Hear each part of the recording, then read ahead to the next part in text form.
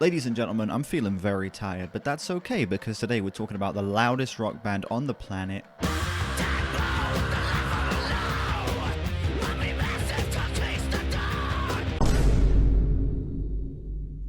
Formed in the late 90s from the ashes of Caius, Josh Homme wanted to step back into music and take center stage this time, bringing over a lot of these stoner-isms of the previous band, except this time with a more 70s rock spin. The sound palette we're working with here is ZZ Top, The Stones, and surprisingly David Bowie to create something that is eerie, spooky, dark, but very theatric and grand and has a lot of attitude. As of now, they have released 8 albums, and I'm going to be going through them in chronological order. Only the 8 main studio albums, no live albums like the Catacombs EP, no singles, no collaborations, no side projects like them Crooked Vultures, just the 8 main Queens of the Stone Age albums. Also, you may want to stay tuned because on Halloween there may be a special Queens of the Stone Age related video dropping on a particular one of their albums. You know, it's going to be pretty hype. And with that being said, let's kick this shit off.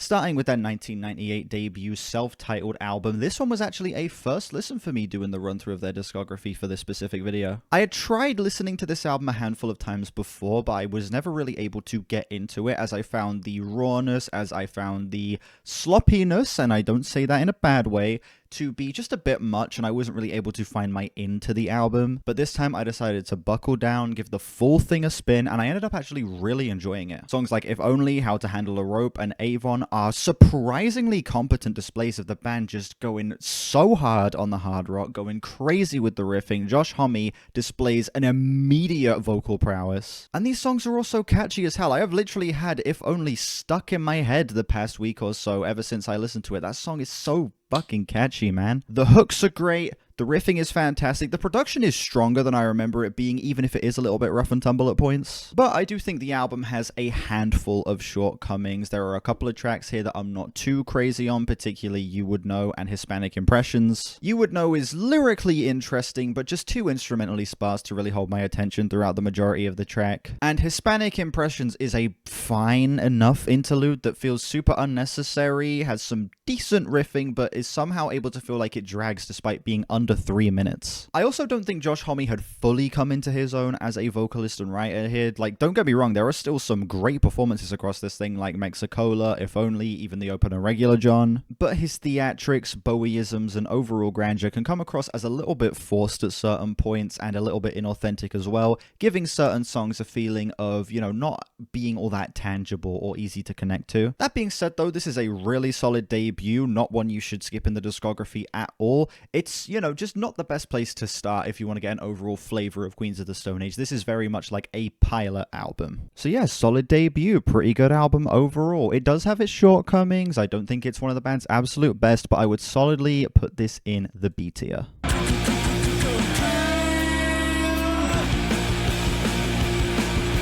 We are now on to the band's 2000 sophomore album, Rated R. This album is a lot better than I remember it being on my first listen. This album cranks up the fun, cranks up the weirdness, cranks up the heaviness, and I think it greatly benefits from that. This is a pretty big tonal shift from the first album, where that was very much a back to basics, meat and potatoes, 70s hard rock and stoner rock album. This is a drug-fueled, chaotic mess of a project. That may sound like a bad thing, but I genuinely do think this is the best direction the band could have taken, as it makes for such a memorable experience. The production is a huge step up, the performances are manic as hell, and even the songwriting is more of an intriguing factor here, where a lot of these tracks are able to be kind of eerie, incredibly atmospheric, while giving hints of the drug-fueled concept of their next album, Songs for the Deaf, while still keeping it fairly vague and imagery-based. Multiple insane tracks land on this album, like The Lost Art of Keeping a Secret, In the Fade, and Tension Head. All of these tracks just serve as perfect examples of how much the band have grown as musicians here. The riffing is crazy, the drumming is on fire throughout this, and Josh Homme as a vocalist is already at S tier here. He is firing on all cylinders. Handful of filler cuts that I'm not the craziest on, like Autopilot or Lightning Song, that just stand as very okay but not very memorable tracks in the track listing. But man, when you get tracks on here like Feel Good Hit of the Summer or the closer I Lost My Headache, this is just such an unforgettable experience that I kind of don't mind the 2 filler moments that we get in here. This album is absolutely wild, and despite my minor gripes, it finds itself up in the A tier.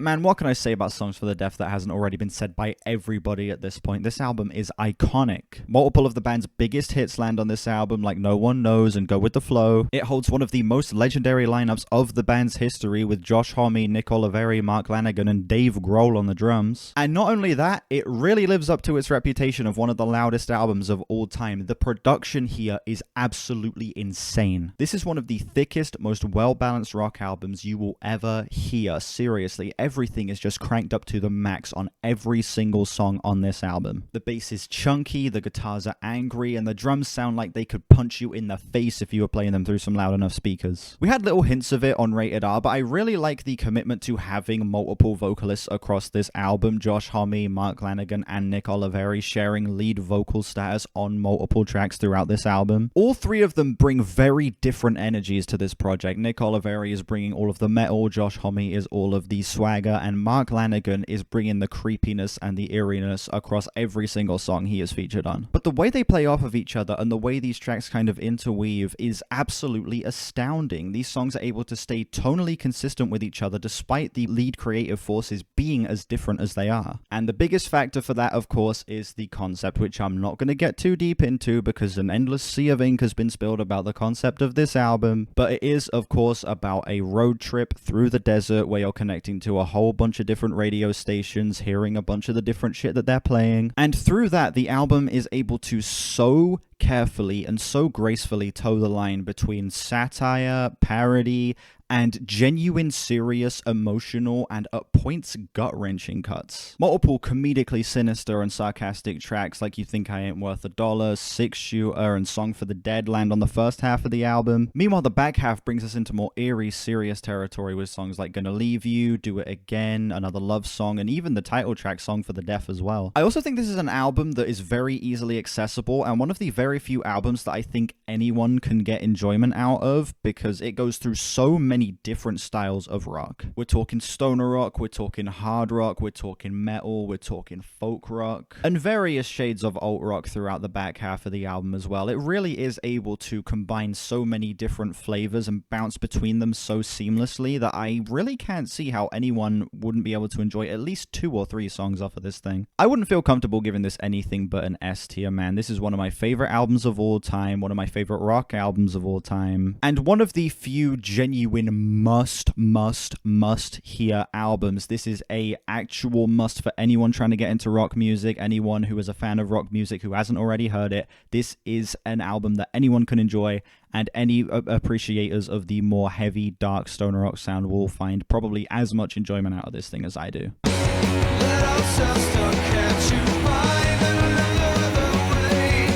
Up next, we have Lullabies to Paralyze. I took a little while to get to this one. This was another first listen for me. And I'm going to be honest, I don't know why I procrastinated on this one. This album is pretty damn great. The first half of this album is just some magnificent rock music. The riffing is on par with Songs for the Deaf. The production is a little grittier here. And the band are bringing a sort of twisted grandeur that really sells the darkness that they're going for on this project. Tons of great standout moments on here as well, like that switch up on Everybody Knows That You're Insane, the super eerie Burn the Witch, or just how catchy that damn hook on Little Sister is. That is like crack to my ears. I can't get enough of it. The back half of the album is solid. A lot of the songs start cruising in good but not great territory for a lot of it. I think the biggest factor in that is the pacing. You really start to feel the hour runtime of this album moving into the back half, and it can get a little tiring and exhausting on some of these songs. It literally got to the point on my listen with this album where I had to pause because I was starting to like lose focus and get a little bit bored. I had to stop, take like a 10-minute break, make some tea, come back, and continue the album. The songs are still good. There's still multiple marvelous moments on these tracks, but those moments are just so awkwardly spaced out, and a lot of these tracks just feel a tad overly long. Long Slow Goodbye is a fantastic closer though, and I'm glad they were able to end off this album with as big of a bang as they did. Now, there are a handful more nitpicks that people tend to have about this album. Lots of people say it's just trying to be Songs for the Deaf too and recycle a bunch of those ideas, but I personally think this is a way darker, way grittier experience that, while not as well paced, is still able to be just as blaring, is still able to be just as catchy, just as fiery. But I think the awkward pacing of the back half prevents it from reaching that S tier level of quality. So for me, it lands itself up in the A tier.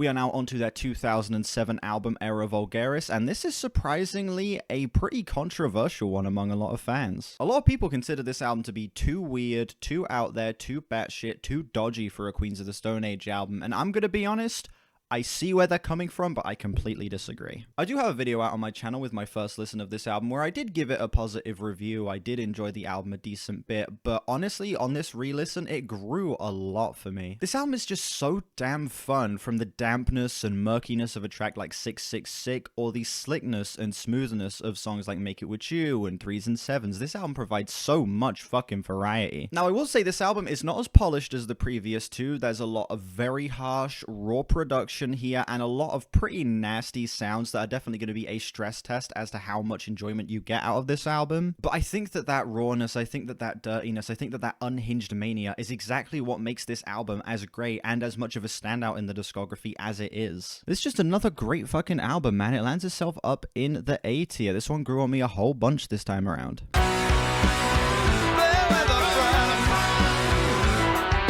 Moving on to the band's 2013, essentially return album following Josh Homme's massive health struggles in the early 2010s, like Clockwork. This is absolutely, hands down, the band's most dark, serious, and emotional album. This entire thing is wrapped in sorrow, sadness, death, regret, guilt, anger, rage, and it's all put across with so much attitude, so much swagger, and such a gripping, dirty aesthetic. From the opening riff of Keep Your Eyes Peeled, this album immediately sets itself as something much more tense, something much more dark, something much more twisted and fucked than anything else we've gotten from the band so far. That's not to say the album doesn't have its catchier moments. You get songs like I Sat By the Ocean, Fair Weather Friends, and even Smooth Sailing as well, all of which kind of have that trademark, inherent, very loose, freeform attitude, the kind of sleaziness you expect from the riffs, and Josh Homme bringing that Bowie-like grandeur as well. Even some more blaring heavy moments on this album as well, like My God Is the Sun, that is able to seriously get the blood pumping. Like, that track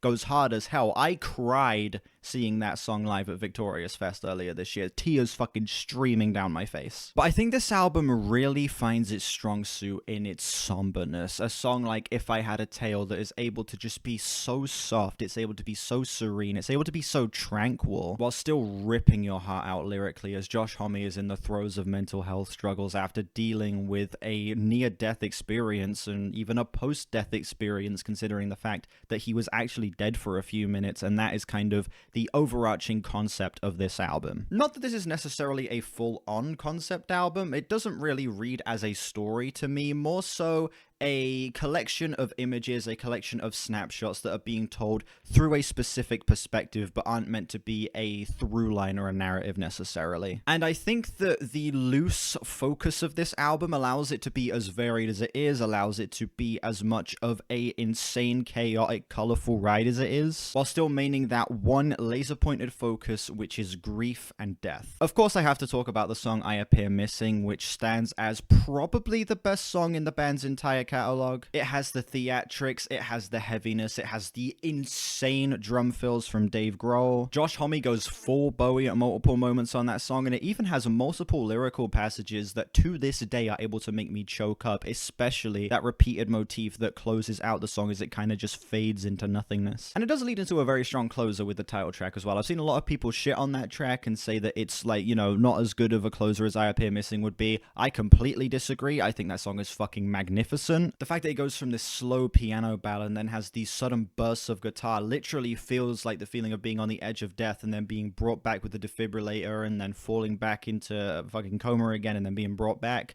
It's able to be so menacing, it's able to be so gut-wrenching and genuinely tear-inducing sometimes when I listen to this project. This album pretty easily lands itself up in the S tier. Another 10 out of 10 album from Queens of the Stone Age in my opinion, and another must-listen, one of the greatest albums ever made. Just come and love me how, like the way you used to do. Villains is an interesting one. We go from what is now actually considered the fan favorite with Like Clockwork into the fan least favorite by a fucking landslide villains. This album sees the band 4 years after Like Clockwork wanting to just lay back and make some fun rock music with a pop producer, and you know what? For the most part, they succeeded. Plenty of catchy cuts on here, like Feet Don't Fail Me and The Way You Used to Do. Some nice, more emotional moments like The Evil Has Landed and Villains of Circumstance, which is actually a leftover from Like Clockwork, and as a result ends up being the best song on the album in my opinion. But also a couple songs I'm not crazy on. You get 2 tracks that are fine with Domesticated Animals and Unreborn Again. Both of those songs just feeling like kind of watered down versions of Queens of the Stone Age that, while listenable, while still fun enough, they feel more like a side project or even a cover band more so than the actual Queens of the Stone Age level quality. And then you get Head Like a Haunted House, which is the only Queens of the Stone Age song that I can say is bad. That song sucks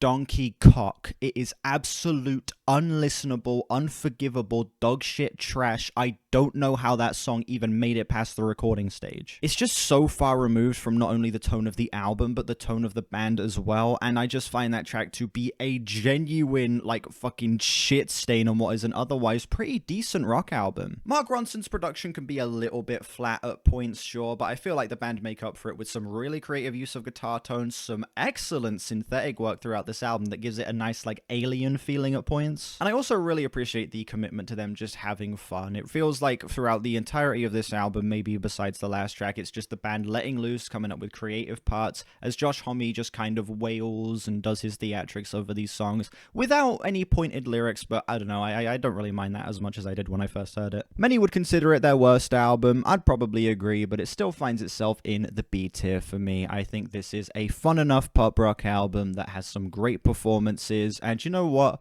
The worst Queens of the Stone Age album still far exceeds the vast majority of albums in general.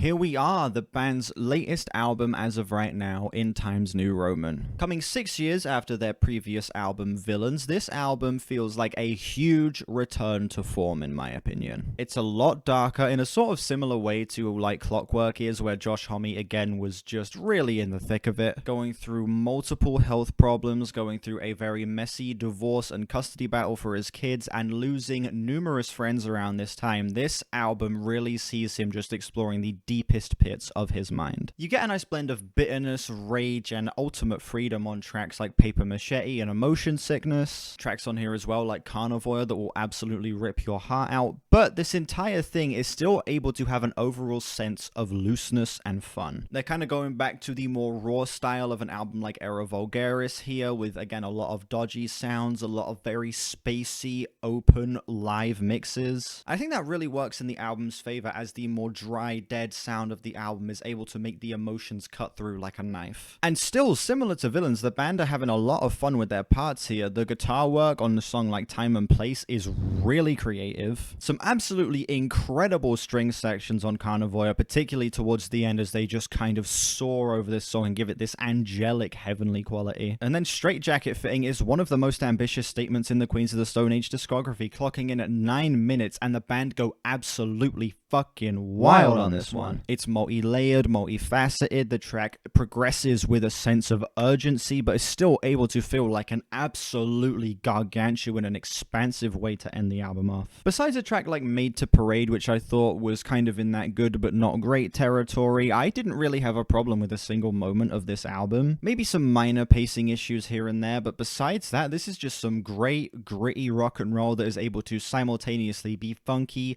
fresh, have some really creative instrumental work, and also pack some of the biggest punch of any album in the band's discography as well. They really strike that balance perfectly here in my opinion. People underrate the shit out of this album. It lands itself up in the A tier for me. I really love this one. Alright, now that that's out of the way, it's time to rank the albums within their individual tiers, going worst to best. At the bottom of the B tier, I'd keep Villains there. I do think it's their worst album, but still good. Then we're gonna go with the debut at the top of the B tier, just a a solid ass meat and potatoes classic rock album. Then at the bottom of the A tier, I'm actually gonna go Lullabies to Paralyze, which I know a lot of people are gonna be upset about because this is a fan favorite, and putting it this low is probably gonna be blasphemy to some people. Then after that, I am gonna keep In Times New Roman where it is, and it's gonna be followed by Rated R. That's right, Rated R snubbed out of the top 3, which again, people are probably gonna be mad at me about. Third place, Era Vulgaris. This album grew on me a fuck ton. It's one of their most fun albums, top of the A tier. And then the battle for number 1. Which one is my all-time favorite Queens of the Stone Age album?